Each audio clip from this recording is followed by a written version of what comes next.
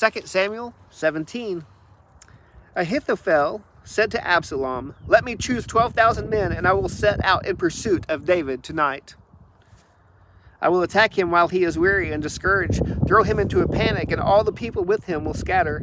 I will strike down only the king and bring all the people back to you.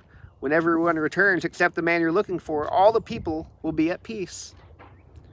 This proposal seemed right to Absalom and all the elders of Israel. Then Absalom said, "Summon Hushai the Archite also. Let's hear what he has to say as well." So Hushai came to Absalom, and Absalom told him, "Ahithophel offered his proposal. Should we carry out his proposal? If not, what do you say?" Hushai replied to Absalom, "The advice Ahithophel has given this time is not good."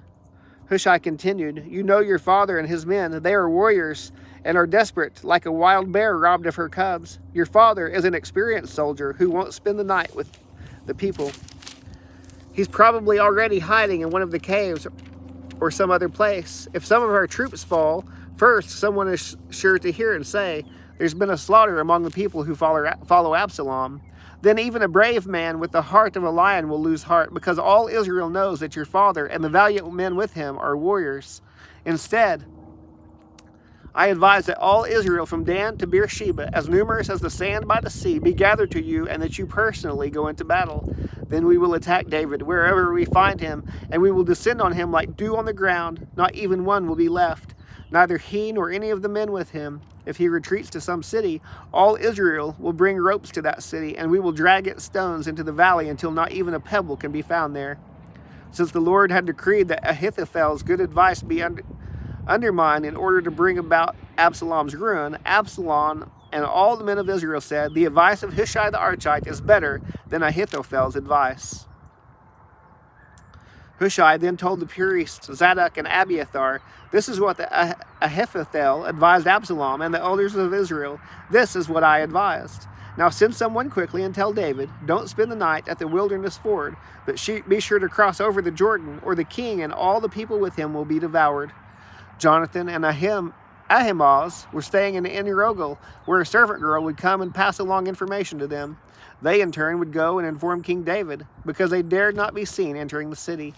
However, a young man did see them and informed Absalom. So the two left quickly and came to the house of a man in Bahurim.